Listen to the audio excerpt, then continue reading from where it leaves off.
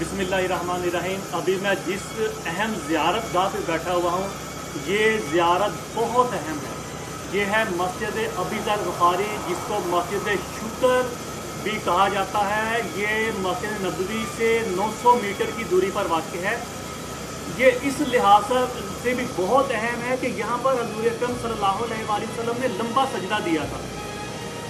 जब आपने सजदे से सर उठाया तो जनाब जिब्रील अमीन अलैहिस्सलाम आए और कहा कि या रसूलुल्लाह, जो आप पर दरूद भेजेगा अल्लाह ताला उस पर रहमत की नज़र करेगा।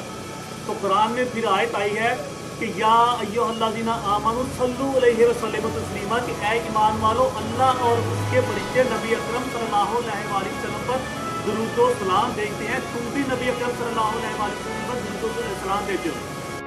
मस्जिद सजदा, जिसको मस्जिद अबी ज़र ग़फ़ारी भी कहा जाता है और मस्जिद शुक्र भी इसको कहा जाता है, ये मस्जिद नबवी के 26 नंबर गेट से 900 मीटर की दूरी पर नकल जमाई के अंदर वाक़ है। ये मस्जिद सूरत अहज़ाब आयत नंबर 56, इन्नल्लाहा व मलाइकातहु युसल्लूना अलन नबी या अय्युहल्लज़ीना आमनु सल्लु अलैहि वसल्लिमु तस्लीमा।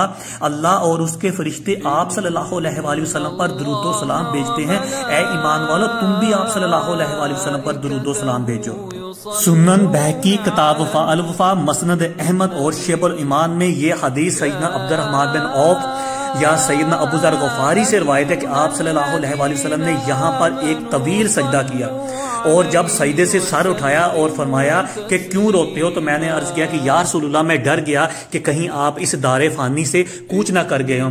तो रहमतुल लिल आलमीन इमामुल अंबिया खातमुन नबिय्यीन ने फरमाया कि जिब्राइल अमीन मेरे पास आए और फरमाया कि आपकी उम्मत में या रसूलुल्लाह, जो आप पर दुरूद व सलाम भेजेगा अल्लाह ताला 70 दफा उसकी तरफ रहमत की नजर करेगा और उसकी सारी जायज ख्वाहिशात पूरी करेगा।